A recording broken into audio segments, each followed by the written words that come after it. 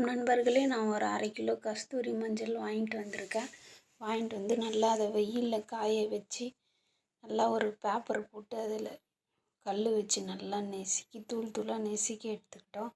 அப்போ தான் கீழே வச்சு நெசுக்குனா அப்படியே செதறிடும். பொறுமையாக கல் வச்சு பேப்பரில் மைக்கா கோணி மாதிரி இருந்தது, அதில் போட்டு நல்லா பொறுமையாக நெசுக்குனேன். நீங்கள் துணி எதனா இருந்ததுன்னா துணிலையும் போட்டு நல்லா நெசுக்கிக்கலாம். நெசுக்கி முடிச்சாச்சு. மிக்ஸி ஜாரில் போட்டு கொஞ்சம் கொஞ்சமாக போட்டு அரைச்சி எடுத்துக்கலாம். நம்ம பேக்கெட்டில் வாங்குகிற கஸ்தூரி மஞ்சள்லாம் ஒரு மாதிரி கட்டி கட்டி ஆகிடும், வண்டு வந்துடும். இந்த மாதிரி நம்ம கழுங்கு மாதிரி வாங்கி நல்லா வெயிலில் காய வச்சு அரைச்சி பொடி பண்ணிக்கிட்டு வச்சுக்கிட்டா சூப்பராக இருக்கும். நல்லா மழன்னு அரைச்சிக்கலாம். அரைச்சி ஒரு தட்டில் கொட்டி ஒரு 1/2 மணி நேரம் நல்லா ஆற வச்சுக்கலாம்.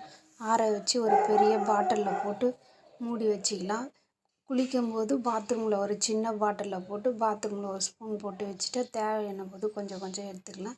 இது காலி ஆயிடுச்சுன்னா திருப்பி அந்த பாட்டிலில் அள்ளி கொஞ்சமாக போட்டு வச்சுக்கலாம். இந்த வீடியோ உங்களுக்கு பிடிச்சிருந்துன்னா சப்ஸ்கிரைப் பண்ணுங்கள், லைக் பண்ணுங்கள், கமெண்ட் பண்ணுங்கள், ஷேர் பண்ணுங்கள். பாய். இன்னொரு வீடியோவில் பார்க்கலாம்.